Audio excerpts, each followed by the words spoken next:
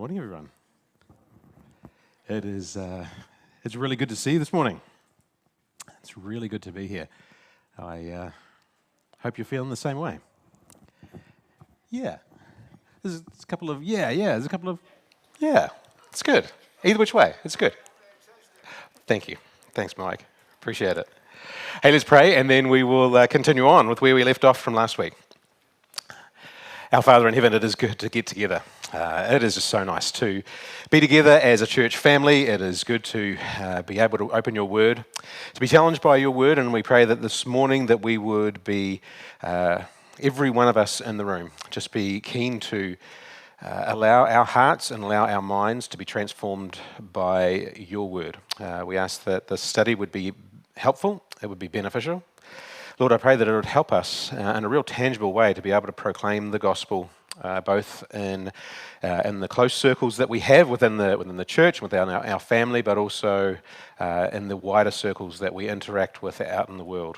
We know that the culture that you prescribe in your word is far different. It's very different. It's a far cry from what the world puts forward, and so we ask that you just help us to navigate these waters well. And we ask for these things in Jesus' wonderful name. Amen. All right. Okay. Last week we were covering. So in our session we were in session 3, and we were looking at biblical femininity. We're going to finish that off this morning. In fact, we'll see. We may only be able to do that. We might get into session 4 today.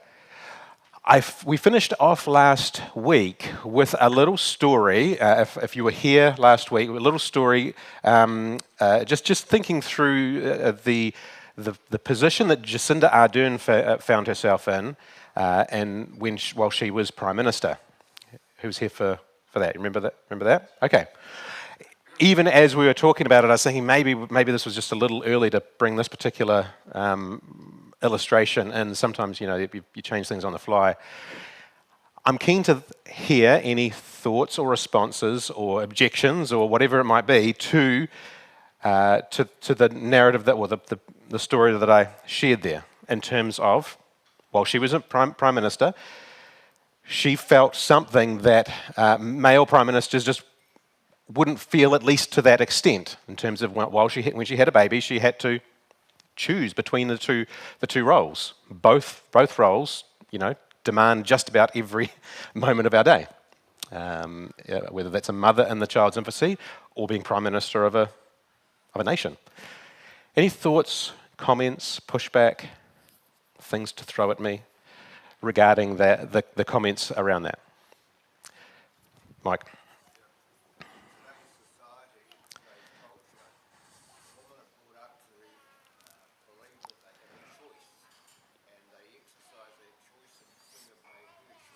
Mm-hmm. Yeah. Okay, so just in case you didn't hear that, and for the sake of the recording, the idea was that women today are brought up, and I'll just mention your words, Mike, and maybe we might just sort of massage that a little bit, brought up to believe that they have a choice in all matters, and Jacinda Ardern exercised her choice in that. Was that my fairly... Yes, yeah, just like any other woman in our cultural context would have or might have. And I think that's an interesting way of framing it. We want to make sure that we do realise that God has given us choices, and we can choose. But every one of those choices always has consequences and responsibilities, right? I oftentimes will try and remind just our family, because we're in busy years. I mean, all the years with children are. Every time we say yes to one thing, we are saying no to another thing, because we're finite beings, right? We can only give our time to so many things. So I think that's some helpful.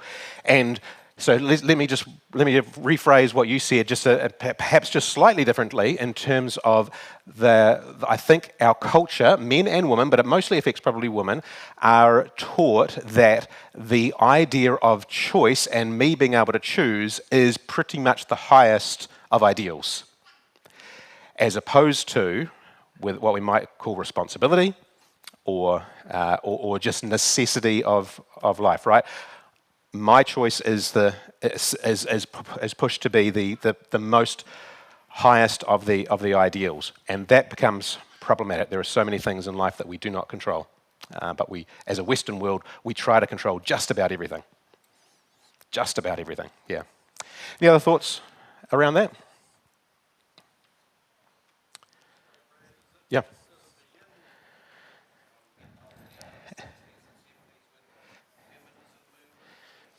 Sure, and I think so. Sorry, carry on. Yeah, and I think that the comment question was, does much of this start around the feminist movement? I think that's a helpful thing just to note in our culture, that was where a lot of aspects started to push against what we would call a Christian ethic. So the feminist movement did, and it probably started a little bit before the 60s, but really started to boom in the 60s. The contraceptive pill, like, obviously just gave a massive room for that to be expressed.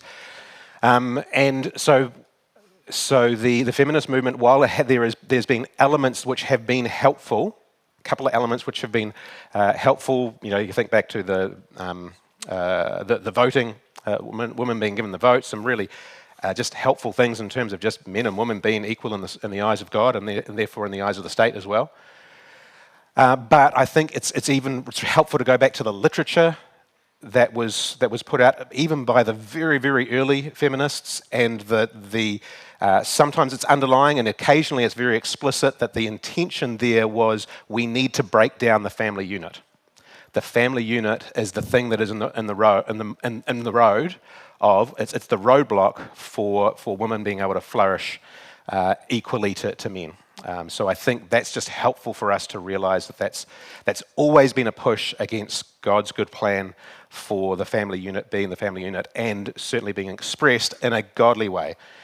Now, to be fair, just trying to be balanced and fair, there was perhaps in the early half of the 20th century, there was a family ethic that had potentially been tried to be defended by the Bible, which was unbiblical. And that's what we're trying to think through in terms of what is biblical masculinity, and it's not I'm the boss and you will do what I say. And some of that had been pushed into the culture and even through the church and the like. So we need to just make sure we're being even-handed about those comments and arguments. But that's just a helpful thing we want to stick with the Bible, but helpful to know what's going on in our culture and how the Bible interacts with that. Let's go one more and then we'll get into the material.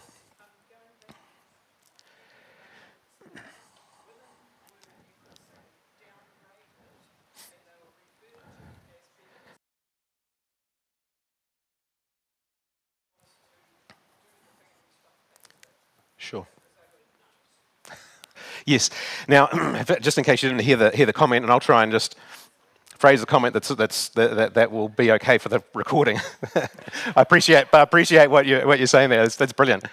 So the comment was that going back a few generations, women were oftentimes described as that you used the word hysterical, and along with that, sometimes like not fully mentally capable or with it. And therefore, their role was just relegated to the home, and that's it. And that was all that was. There was a narrative that was suggesting that was all that was helpful for, or that was women's place and role. And of course, we can very quickly and easily push against that through the biblical narrative and then some explicit biblical texts. Right? We mentioned last week. I love the fact that Deborah is one of the judges in the book of Judges, and she's one of the good ones, right? There's very few good ones in the book of Judges. She's one of the good ones, and just leads well, and is an example of leadership that was both God ordained and was helpful for the nation of Israel. Then you go to Proverbs 31, and I think Proverbs 31 exactly pushes against that idea that you mentioned that was prevalent a couple of generations ago. And I think even the description that we've already had in Genesis 1 and 2 just pushes against that pretty hard. And we just need to realize that while we are trying to here just define biblical masculinity and femininity purely from just trying to let the Bible say what it says, we've got both sides of we've got a road here that we're trying to navigate, and there's ditches on both sides. We do have the likes of the feminist movement, and certainly the 20th and 21st century that just desires to push the differences between the gender and throw them all away. And we have a history in the West that has hyper-emphasized headship and submission in a non-biblical way. So and that's the ditch on the other side of the road. So we just got to try and navigate these in a biblical way. All right, let's carry on then. So we were halfway through our definition from last week, a working definition of femininity, and that was the essence of biblical femininity is a freeing disposition to affirm, receive, and nurture strength and leadership from worthy men in ways appropriate to a woman's differing relationships. If we got up to the idea of we were looking at a freeing. Gosh, we didn't get too far through, did we? We were on that first section there, a freeing disposition. And we looked at that idea of whenever the Bible puts a framework around us, boundaries around us, we might use the word rules around us. That's okay. Rules can be helpful. Whenever God puts those boundaries around us, those boundaries are always freeing. It was a good while ago. Man, how long ago was it? It might have been 15 years ago. For one of our birthdays, I think it might have been Sonia's birthday, we went on a skydive over Mount Maunganui. And it was a beautiful day. We went 12,000 feet, could see all the way up the Coromandel, all the way down to sort of Taupo and the mountains down there. Incredible view. The plane ride up was worth it. And then we came to the point where we jumped, right? So we're both strapped to an instructor, which is good on the first jump, and we jumped out of the plane. Now that you could make when we jumped, there was I don't know how long the free fall was. It felt like a minute or two. Probably not, because we would have been on the ground by then. But it felt like quite a really long free fall, and the free fall was amazing. But I tell you what, there did come a point in the free fall where I'm looking at the ground and it's coming up really, really quickly, that I'm thinking, I'm really, really glad we have the parameter and the restriction of a parachute. Because a parachute is a restriction, right? You pull that and it prevents you continuing to fall. Even though the free fall was really, really fun, there comes a point where that free fall becomes very, very unfun. I don't think we bounce very well. So in every sphere of life, the restrictions that are in place for a reason, they are helpful restrictions, and they are helpful things that actually then give us freedom. Because if we didn't have the restriction of the parachute, we don't have the freedom of jumping out of a plane. That's just something that's just out of bounds for us because of gravity, right? And we can't, if we don't have the parachute, we are in bondage to gravity, and we are in bondage to our own deception that we can do this, right? And that's what the world, wanting to free themselves of any sort of biblical notion of gender or biblical notion of roles within marriage and society even, potentially. We'll park that one for a bit though. What they're doing is trying to free themselves, but actually putting themselves into bondage to sin, bondage to this terrible word, autonomy. I think we've discussed it before. Autonomous. We want to be autonomous. But autonomy is just two Greek words. Autos, self, nomos, law. Self-law. That's all we want to do, right? We want to rule ourselves, and we get into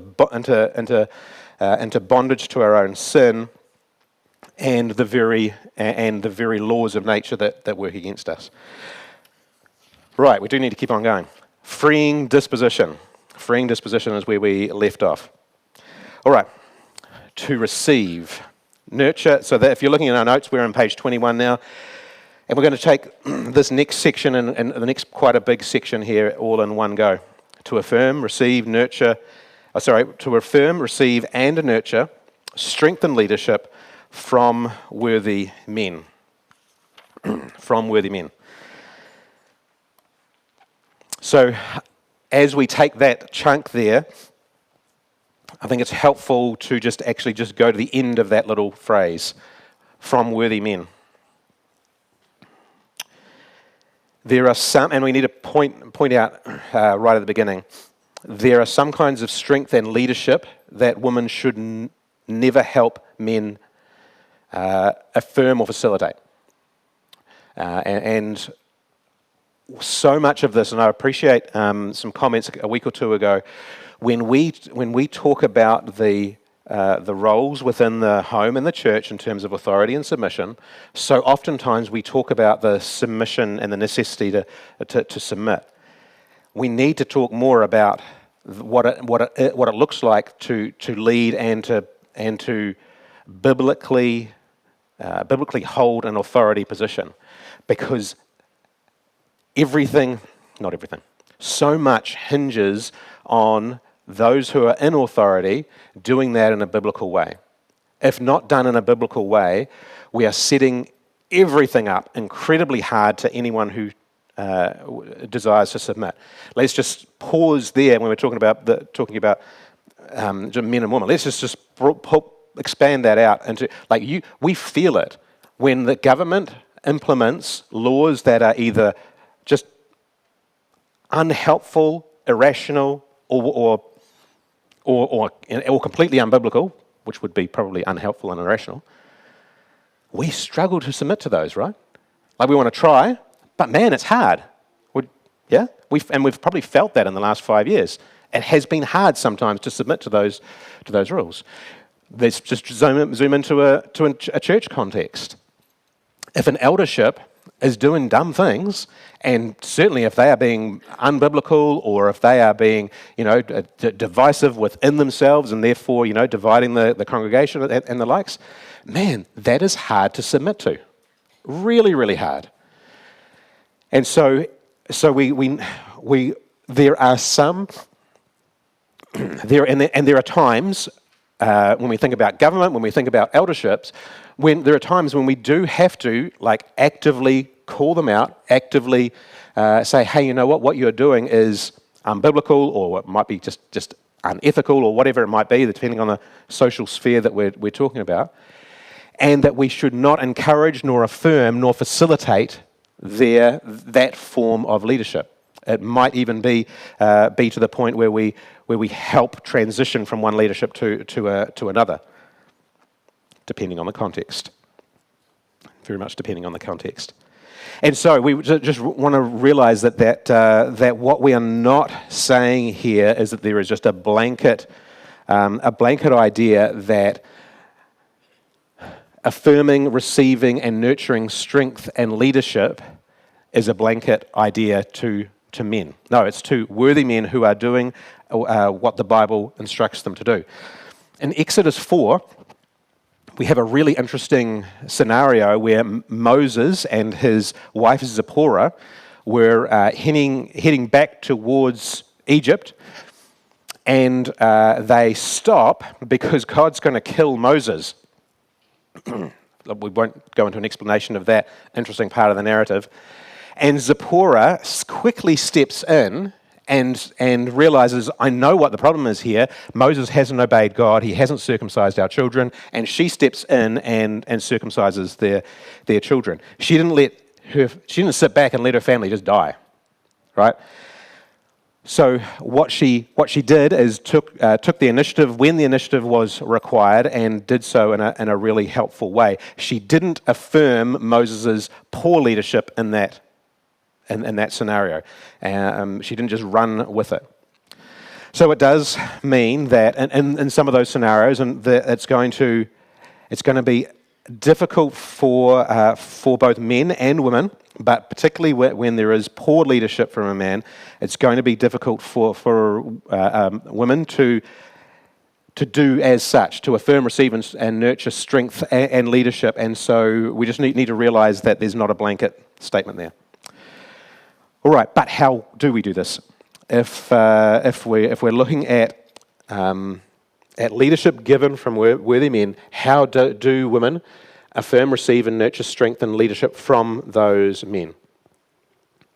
And even now, I need to probably just put a pin in that and just say, hey, remember that when we hear these statements, we immediately go out and think about, well, how does that work out in my workplace? Or how does that work out in the wide world? Remember, we're just looking at what the Bible has to say, and the Bible particularly talks about marriage in the church a lot, and the world almost none, right? So we're just trying to extrapolate what we can from the Bible here, and then we'll look at other circles a little bit later. Okay, affirm. So for a woman to affirm strength and leadership, that means she is to kind of advocate for and desire it and point it out and to encourage and to say, hey, that's really, really helpful and to spot where it happens, to move towards it, and to seek to affirm and encourage that in tangible ways. Let's keep on going. Receive. This is sometimes where at our 21st notions just push against that. It can be one thing to affirm something and say, hey, you know what, you're doing really well there. That's you're leading the home well, or you're leading in this particular area well. To receive it sometimes can be a little harder. This is the word autonomous. This is what we've been talking about here in terms of like, no, it's my choice to do what I want, and the comments about the feminist movement earlier on. A godly woman, though, is actually glad to when a respectful, caring, gracious man offers leadership and provides that initiative to lead. And she doesn't want to throw that away or push against that. Actually, she wants to receive that.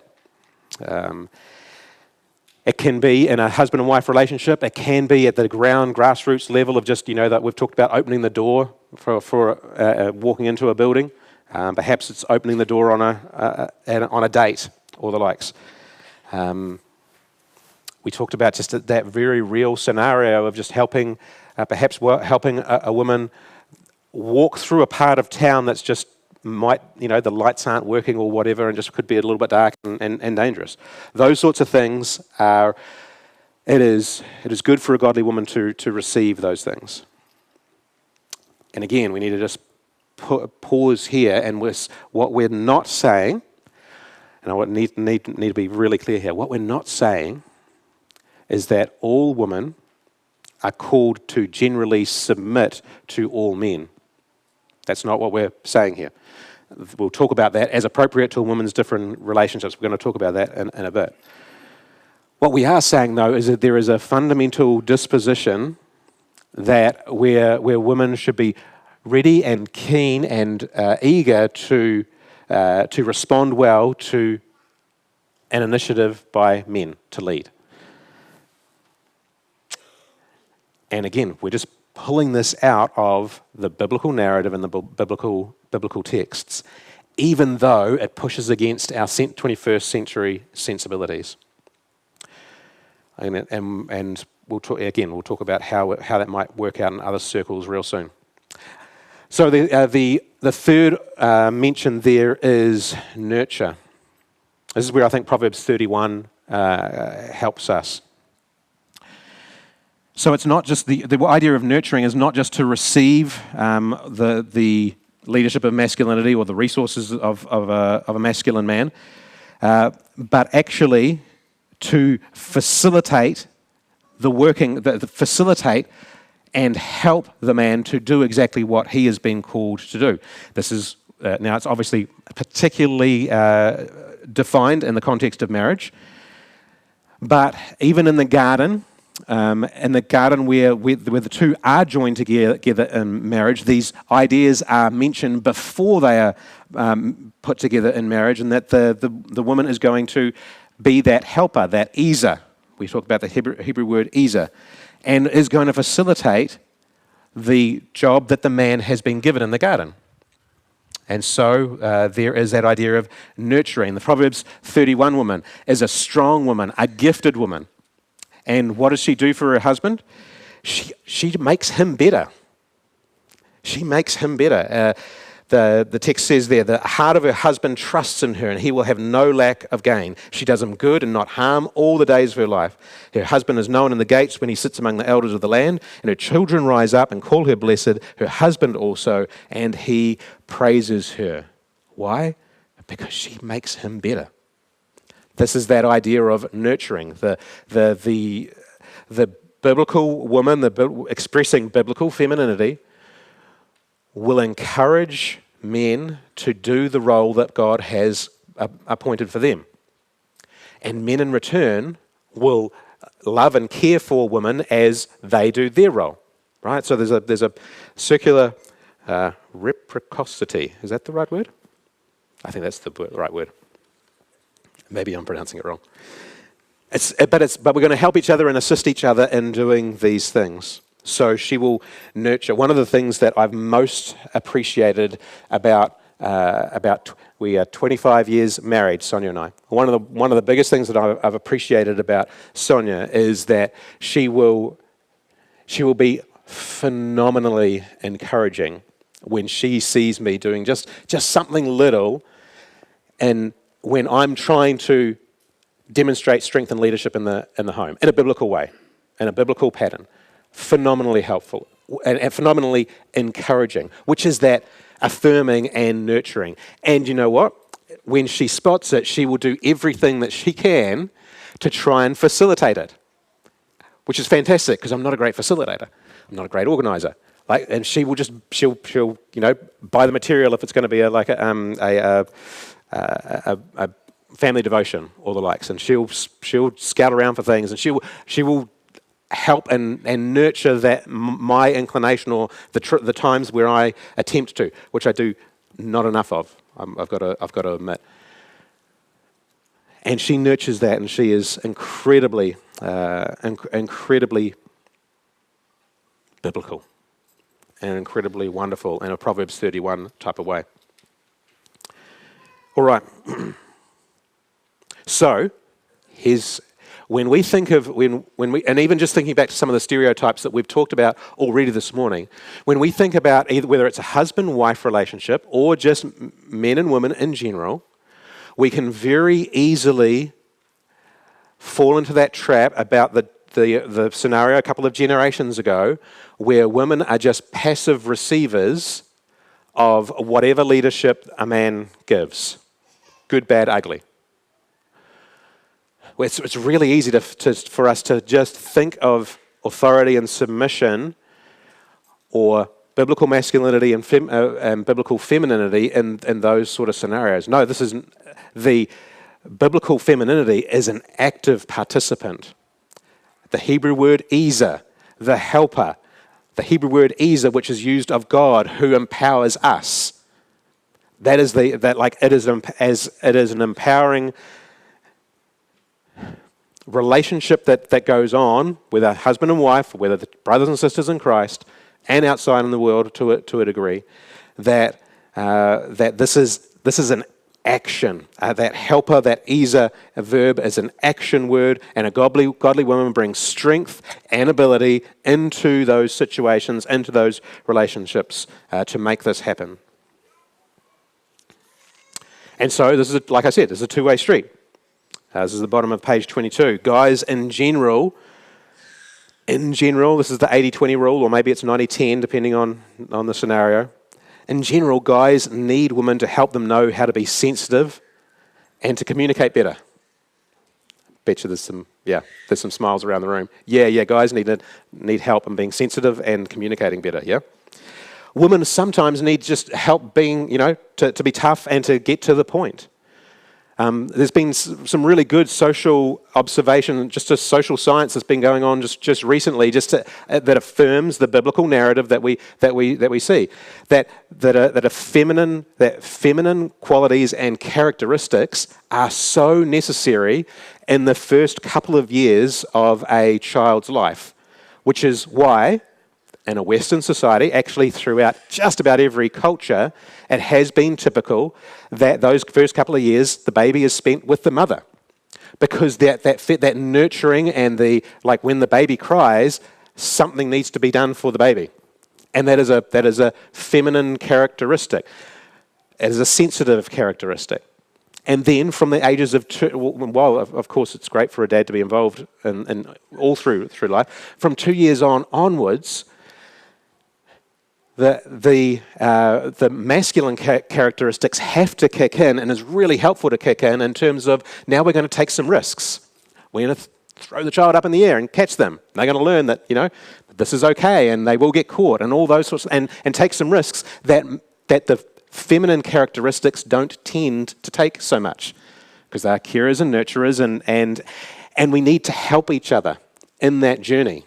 We need to help each other in that journey to even just in the nurturing of a child. Guys in general need to learn how to be, and women can help guys, generally speaking, to be more sensitive and communicate better. Women can be helped by men in order to be a little tougher and get to the point sometimes. All these things, I think I've said before. One lesson we can learn from Paula Abdul is that we come together because opposites attract. Some of you remember that song, some of you don't. Don't worry about looking it up. And God puts us together in those, and like Sonia and I are incredibly opposite in many of our characteristics. We come together because opposites attract. God knows that my weaknesses need to be topped up with Sonia's strengths, and Sonia's weaknesses need to be topped up with my strengths. This is the way that God made us in marriage, and this is the way that God made us just in general across the church and across society. These are good things, and we shouldn't ever try and diminish them like the world tries to do. We do that always to our detriment. And you know what? When we do these things in terms of minimizing the biblical differences, minimizing the biblical roles, the ones who get hurt the most are always women and children, right? You think about the feminist movement that has pushed the idea of like, I don't need a man and the likes. Ultimately, that ends up with lots of solo mums that we have in our culture today, which hurts the most women and children. Right? God put these things in place for a reason. Okay. We're going to tack the last phrase here now as appropriate, in ways appropriate to a woman's differing relationships. But let's just pause there. Thoughts, comments, questions. Because I feel like I need a breath. Ooh, okay. I'll carry on. Okay. In ways that are appropriate to a woman's differing relationships. This does not work out the same in every relationship that a woman has, right? I think hopefully that's really, really clear. Married woman, it's going to be incredibly acute. We've talked about that before. In the church, there is a women are going to show a submission to a godly group of elders in a way that she wouldn't submit to other men within the church, right? By the way, same goes for men. They're submitting to elders in a way that they wouldn't submit to others in the church. But the idea there is that overall, these things in the first half will play out, but they will play out in very, very unique ways in different scenarios.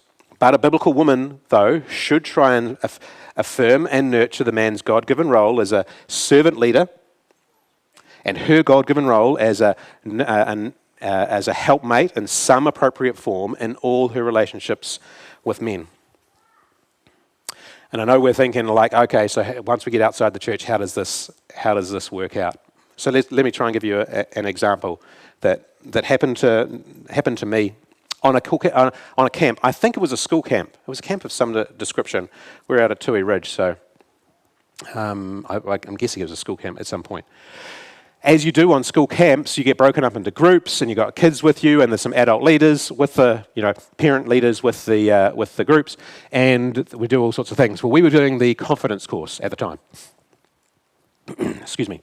We were doing the confidence course, and we came to the confidence course. I think it had been raining because some of it was pretty muddy, and then there was some climbing parts, and there was some various parts along the way. And there was 2 parent leaders, myself and one of the mums from the school there. And we came up to the confidence course, and it was really, really interesting that time and time again, as we came to the various parts of the confidence course, she was a fit, capable woman. By the way, just to put that in the context, there were just time and time again where we'd come to a particular part of the confidence course that was either particularly muddy, or there was something that there was a big climb or whatnot, and it was really, really interesting. Or there was a particular decision as to what we were going to do there, and it was just really interesting that her inclination in those moments was to look over at me and expect an answer, or expect a suggestion. And I kind of knew what the suggestion was that she was fishing for. Yeah, I'll go through the mud. You guys, you take perhaps you go to the end of the mud and help them out at the other end, or something like that, right? And she kind of, I could look across, I could kind of see that she was expecting that. I suggested it, and she was like, "Yeah, let's do that, thanks." Or climb the difficult thing or whatnot, and like, yeah, okay. And she could have done it easy, but she appreciated that idea. So what was happening there, whether she was a Christian lady or not, I don't know. But what was happening was I was trying to, in the moment, even if I didn't have all these particular categories in my mind, I was trying to just be what I understood to be a biblical man as appropriate to that scenario. I wasn't going to hold her hand through it, right?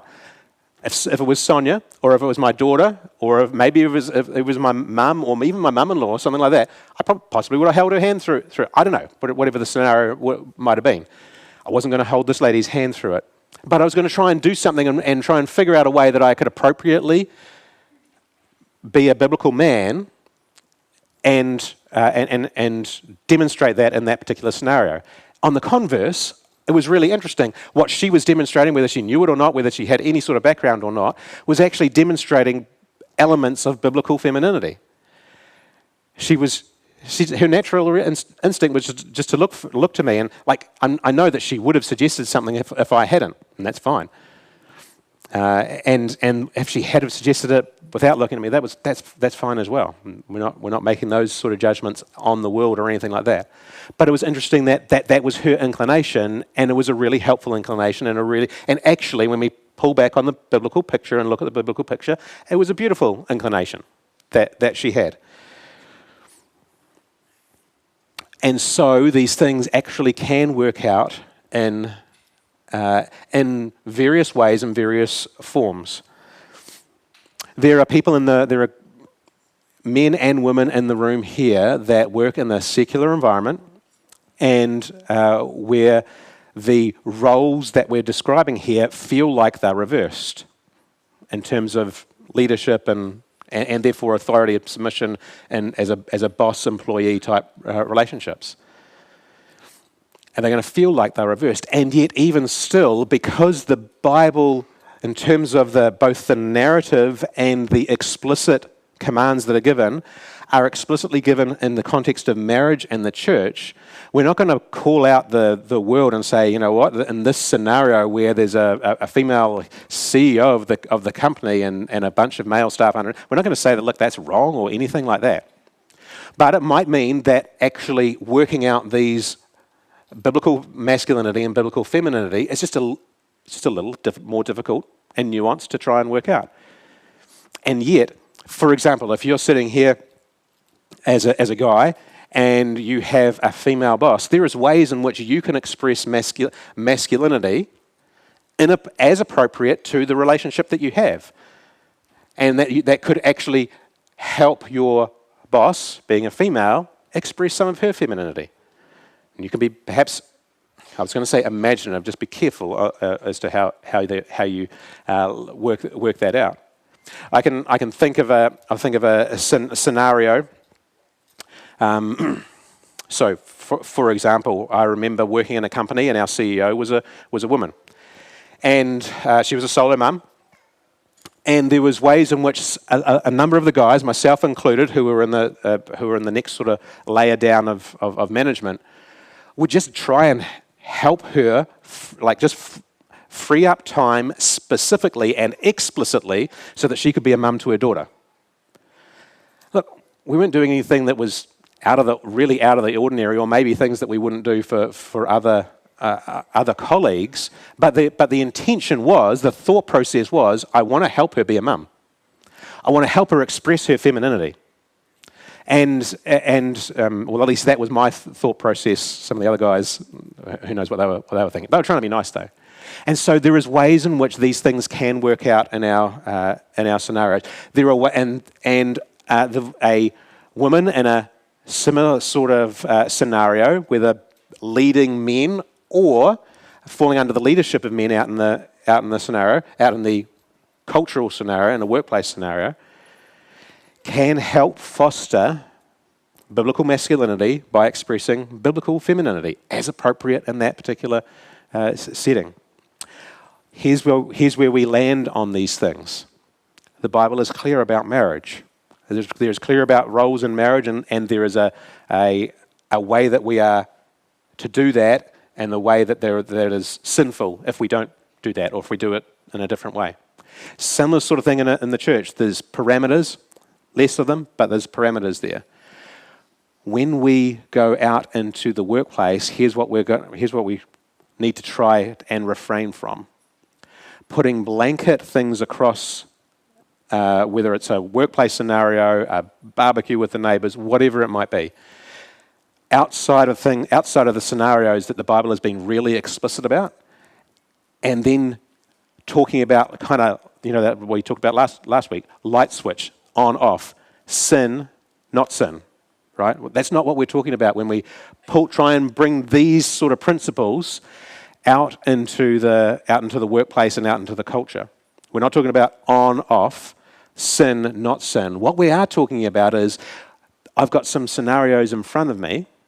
How might I most glorify God and express my masculinity or my femininity that will just paint a tiny little part of the gospel picture for this person in front of them, and might make them think, we're talking about being salt and light, and when we're going through the Sermon on the Mount later on this morning.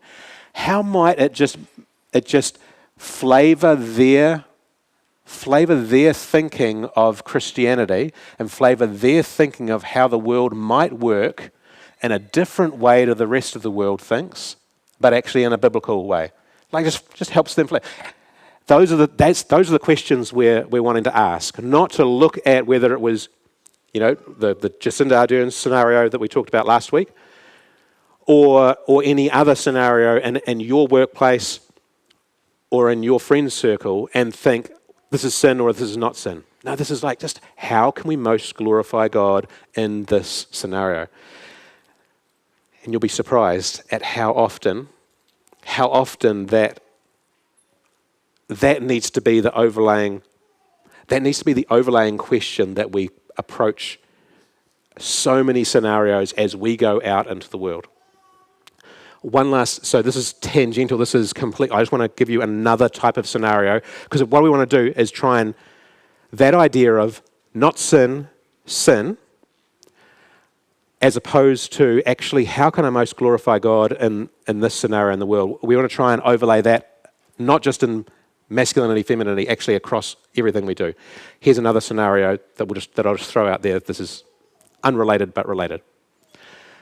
Everyone in the room either has had to, or is continuing to have to, or will have to think about the question of alcohol. Right? It's part of our culture. If you go to a barbecue with the neighbours, possibly there's going to be some alcohol there. The scenario that we've had in our setting is particularly the boys, as they're going out into the workplace, they get invited to after work functions where there's alcohol there. What do we do with that? What do you do with that? So, in this exact same, I think this is exactly the same as not a sin, like on-off, sin, not sin, other than the idea of getting drunk, for sure. Bible's clear about that, right?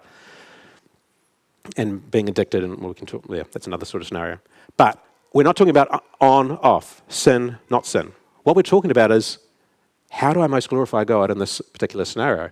And here's the thing: I think if you were invited to the pub with your workmates after work, you could very easily walk into that scenario, and depending on your heart's attitude, it be glorifying to God or really, really not glorifying to God. Here's how that could work out. Let's take that second one first. If you were walking into that scenario thinking, I want my mates to like me, I want to be like the world, these guys, I just want to be cool and be accepted by these guys, and so I'm going to go in there and drink beer, then that's really just not glorifying to God. All you're doing is being like the world, loving the world, etc. If your heart's intention is going in there and like, I could give or take the beer, but you know what? What I really want to do is open up some doors for the gospel so that I can be salt and light to these guys here. And that might mean that, you know what? I'm going to sit down, I'm going to have a beer, I'm going to pace myself, I'm not going to get drunk or anything like that, just going to have one beer while these guys perhaps have many. And I'm going to use that as an opportunity to sit down with them, enjoy an afternoon with them or an evening with them, whatever it is, and build those relationships for the gospel, glorifying to God, while the other one is not.